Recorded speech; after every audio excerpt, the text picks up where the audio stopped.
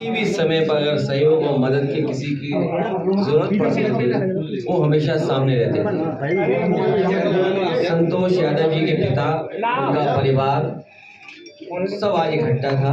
13वीं थी, उस कार्यक्रम में शामिल होने आया था और वहाँ सभी से मिलकर के उनका दुख बांट करके मैं आया हूँ। जहाँ तक देश का सवाल है, ये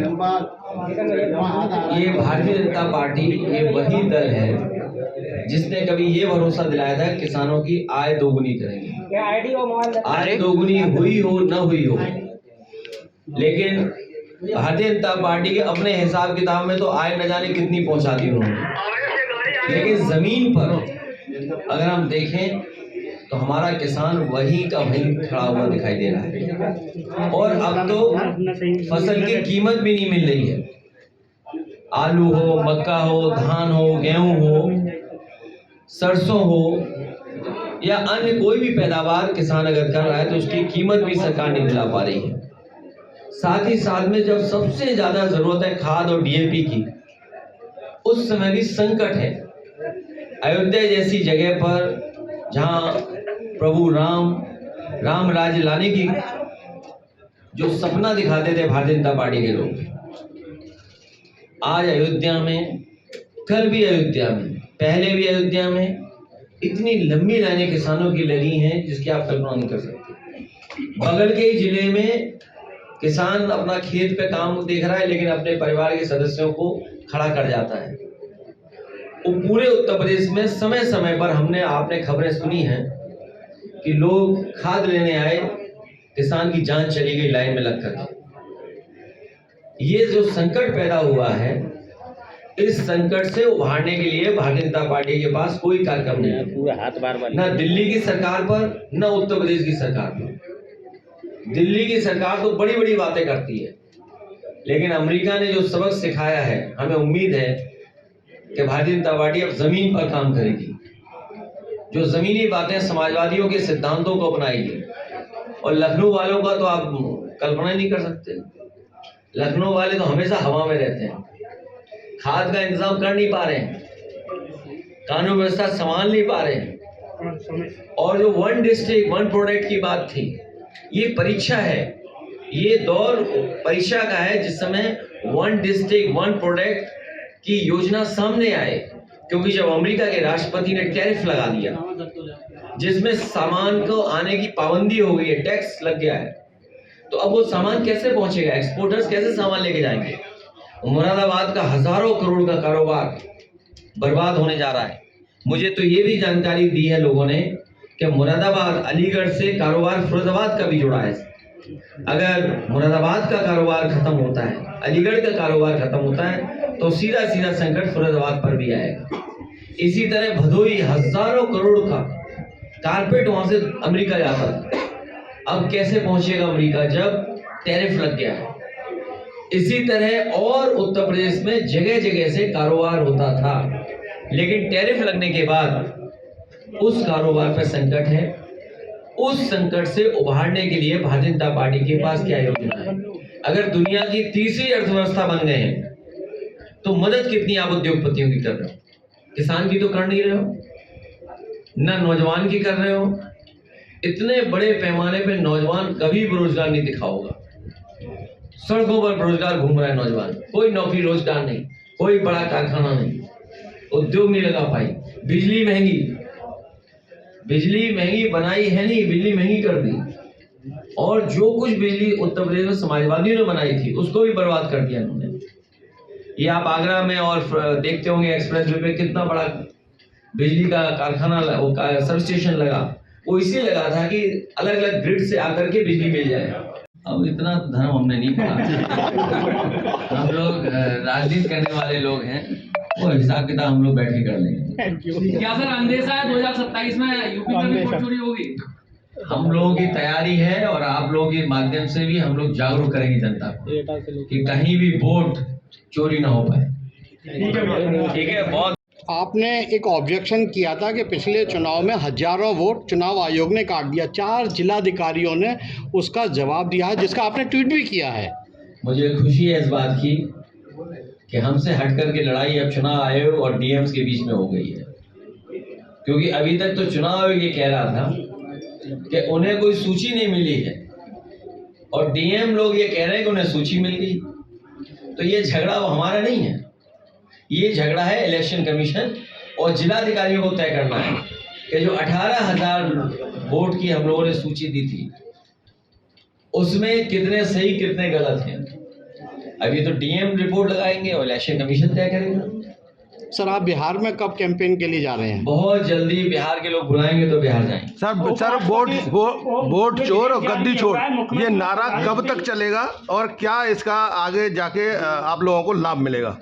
वोट चोर गद्दी छोड़, उससे ऊपर नारा समाज ने दिया कि डकैती छोड़ दें ये लोग, भारतीय जनता पार्टी डकैती छोड़ दें। आप सब जागरूक पत्रकार हैं, रामपुर का चुनाव आपने देखा होगा, एक भी व्यक्ति को बाहर वोट डालने नहीं निकलने दिया। आप सोचिए कुंदरकी का बाई इलेक्शन जहां पड़ने वाला वोट लगभग 80% वोट बीजेपी को मिला।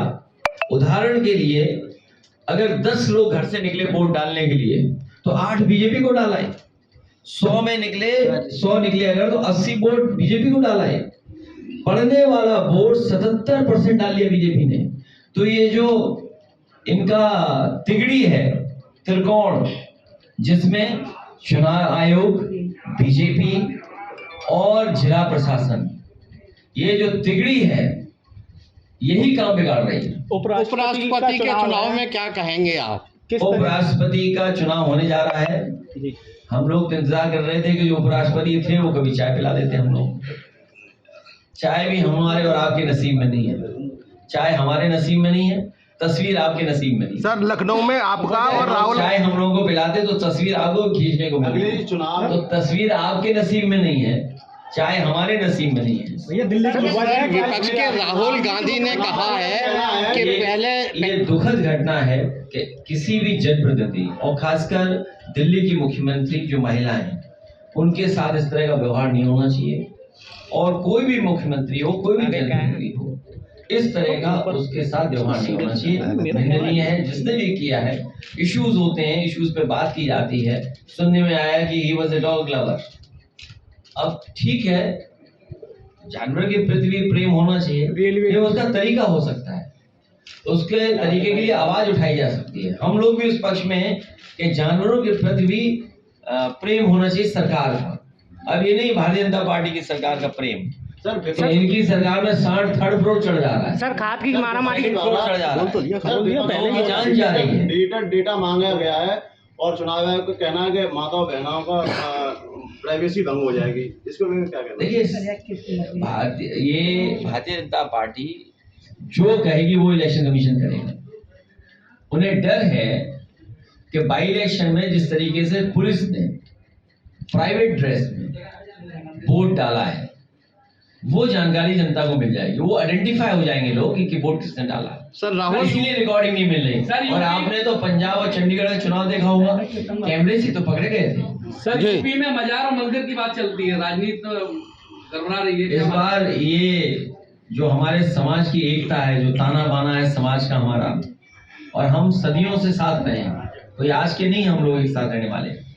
इस बार भारतीय जनता पार्टी का पता नहीं लगेगा, क्योंकि भारतीय जनता पार्टी खाद नहीं दे पा रही। बताओ, खाद के लिए लाइन में लगे लोग, कभी नोटबंदी के लिए लगे थे, जीएसटी के लिए व्यापारियों को लगा दिया, वो व्यापारियों को कंप्यूटर पे लगा दिया लाइन में, वो दिन भर अपना फॉर्म भरते रहते हैं। सर होने वाला है कि प्रधानमंत्री, मुख्यमंत्री या कोई मंत्री हो उसकी 30 दिन में गिरफ्तारी का वो इसलिए कर रहे हैं जब तानाशाह लोग घबराते हैं लोकतंत्र में। दुनिया के तानाशाहों को पता कर लो आप, दुनिया के तानाशाह जो हुए हैं उन्होंने अपनी कुर्सी, अपना रुतबा बचाने के लिए इस तरह के फैसले लिए, और फैसले लेने के बाद भी, चाहे वो जर्मनी का रहा हो तानाशाह, इटली का तानाशाह रहा हो, रशिया का तानाशाह रहा हो, वो अपनी कुर्सी नहीं बचा पाए। सर कि कुछ लोग आपके पास आएंगे, पहले आपका वोट चुराएंगे, फिर राशन कार्ड चुराएंगे, उसके बाद घर और जमीन चुराएंगे। हालांकि बीजेपी की सरकार में डकैती कई तरह की हो रही है, चोरी के ऊपर भी चोरी हो रही है, जमीन की भी है और अधिकारों की भी है। अब अधिकारी नहीं आप पे बचेगा। हमारे प्रेस के साथी भी जानते होंगे कि चौथा स्तंभ में अगर सच दिखा दें तो SOFIR कर देता है।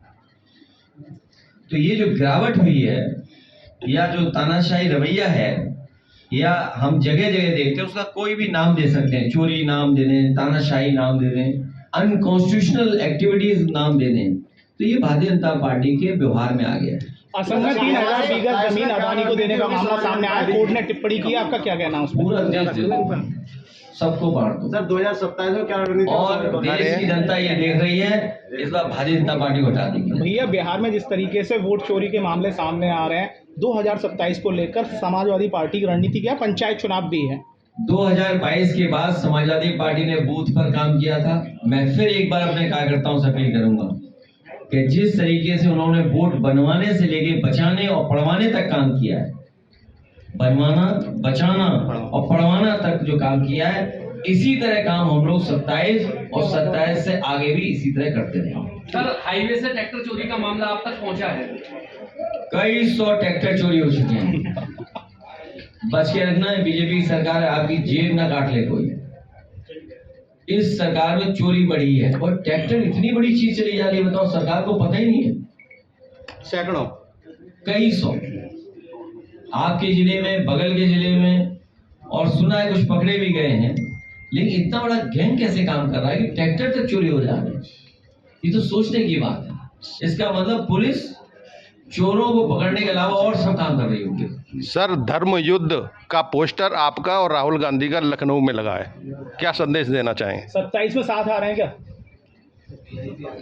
धर्म की लड़ाई हमेशा चलती रही है।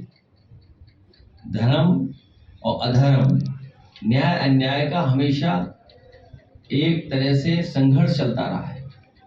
हम तो इतना ही जानते हैं कि भगवान श्री कृष्ण जब इस धरती को छोड़े, उसी दिन से कलयुग है। तो धर्म का लड़ाई तो हमेशा चलती ही रहेगी। तो इसमें कृष्ण और सारथी